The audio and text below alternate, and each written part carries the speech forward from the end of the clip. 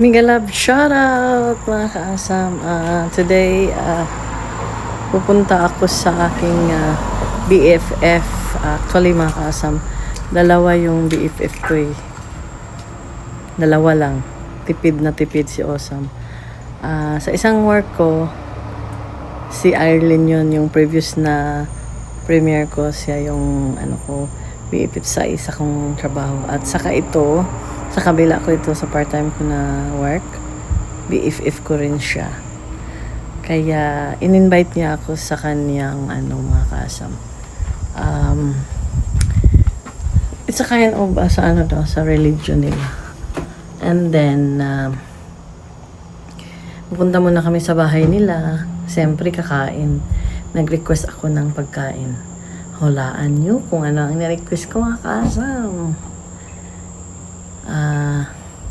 Nagpahanda ako ng pinakbit at saka isda. Actually, gusto sana niyang kakain kami sa labas dahil birthday nga niya nung August. Busy ako sa work. Wala akong time. Kaya, yun sana, lalabas kami. Pero sabi ko, hindi ko ma-enjoy yung sa gusto kong magkamay or gusto kong kakain ng gulay. Meron din siyang garden sa likod. Kaya, ayun, fresh from the garden ang kanyang lulutuin na pinakbit at saka pritong isda. Kaya let's go mga kaasam, samahan nyo akong maggala-gala sa aking BFF na si Divena. Let's go! Ayun na ang aking darling. Diba? Pinick up niya ako. Hindi pa pala nakaligo. Galing pa sa work, naka-uniform. Galing lang ng nursing home. Ayan. Di ba special ako? Pinick up pa talaga. Ganon ka. Ganon ako ka-special. Live pa yan talaga. Hindi live yan. Ano yan? Video lang yan. Ayan, papunta na kami sa kanilang mansion. Yeah, right. Andiyan yung son niya. At ako'y kakain na sa aking requested food. Let's go! Nandito na ako sa kanyang bahay, mga kasama. Ang linis ng bahay ng ng BFF. Ayan. O, diba? Ayan, kukuha ako ng ampalaya sa kanyang farm. Punta tayo sa kanyang farm. Let's go! Yan ang kanyang backyard. At kukuha tayo ng kanyang ampalaya daw. Ito yung lalagyan ko. Habang siya ay nagliligo. Kasi galing pa siya sa work ba? Wala pa siyang ligo. Ayan ang kanyang, ang cute ng kanyang garden. Ito yung ampalaya. Anong kukunin ko? Dahon? Ay, meron din siyang cabbage. Ang liit naman ng palaya. Kasing liit lang sa kanya. Charot. Ano bang kukunin ko dito? Yung mga dahon. Ayan, tulungan niyo akong maggupit ng mga dahon.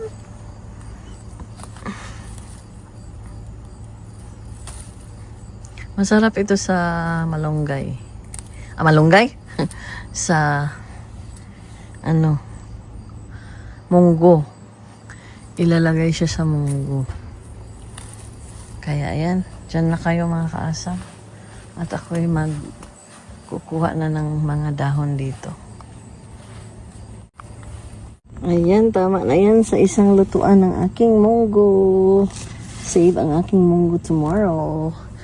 Kaya magluluto ako ng munggo, pampasakit ng aking arthritis. Ayan, ito yung backyard nila. Ay, may talong din sila dito. May talong. Mahilig pala sila ng talong. Ako hindi ako mahilig. Charot. Ay, ang talong. Malaki ang talong. Ayan, may kalabasa din pala sila. Masarap din yung dahon ng kalabasa. Ginataan. Ayan, ang laki ng Kaya, ayan. Ang kanilang garden. Kahit ganito lang ka-space, may natatanim na may cabbage pa nga.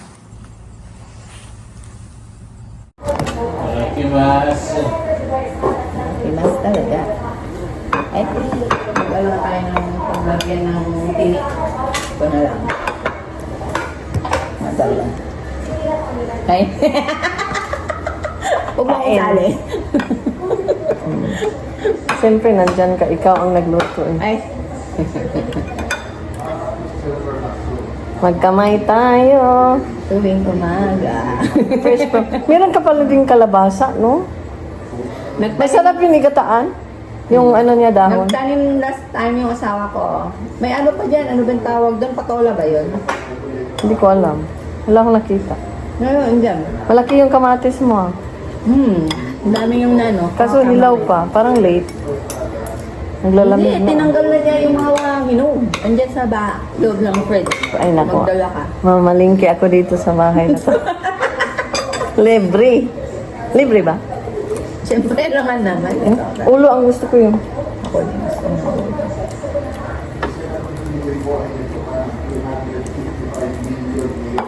Ay, magkamay na.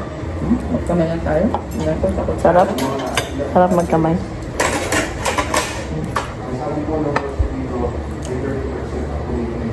Okay lang. Sarap. Sarap. Ako. Mm. Bagay, anything na gulay. Yeah. Ako rin, ito yung minis ko. Kaya pag may tanim, ay, sige.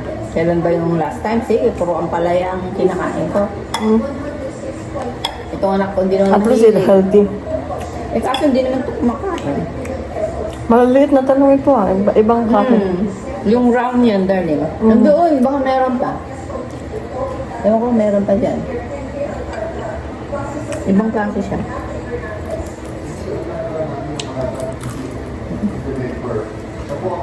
Gutom ako kasi yung oras mo kanina kami nag-break. Mm. Alas ano na yata. Alas 11 pa lang. Kami kasi yung first break kasabi ko. Sino yung si Jocelyn? Hindi ko masyadong nakita yun. Baka hindi pa kayo nag-partner. Galing yun sa Wentworth. Ano siya? Yung parang limping? Ah, Bata pa yung Sure. Bata pa sa atin yun. 40 something na. Bata pa. hindi ko masyadong naano yun. Hindi kasi kailan lang siya nag-start ng ano lang. Parang 2 weeks pa lang niya yata. Kamakasa? Ah. Ano siya, matagal na sa Wentworth. Wentworth Lodge? Yeah. Nag-transfer lang siya dyan. Siya nga yun? Ano ko? Parang ano? Yung parang may edad na?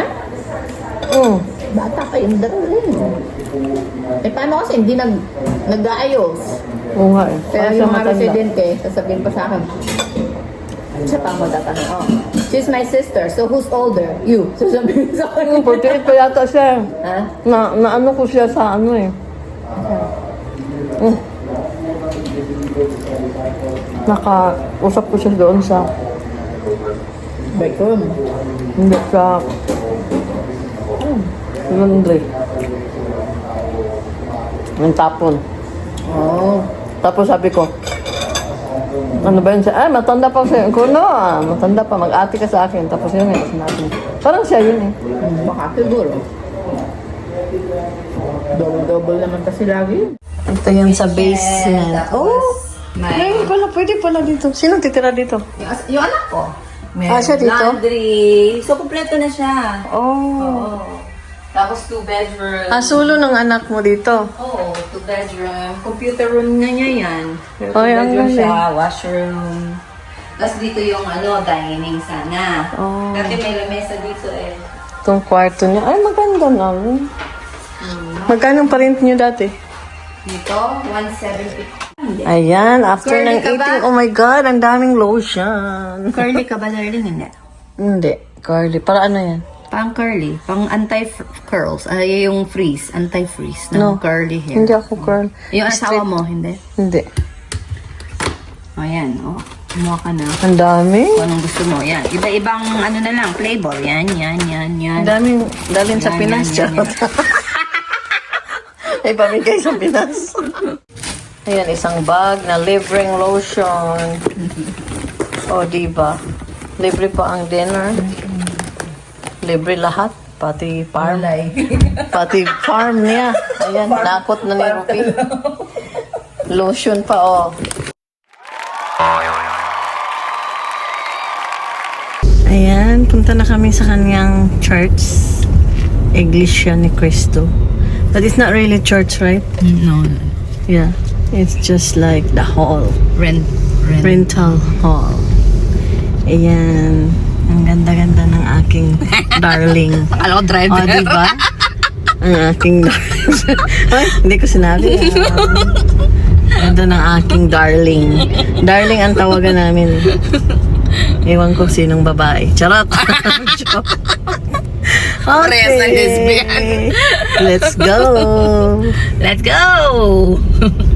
Mag-drive ka dyan.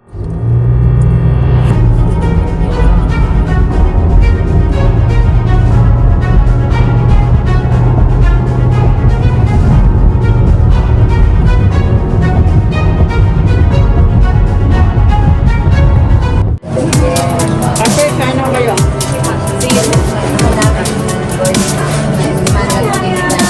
After the church. Pero yung mga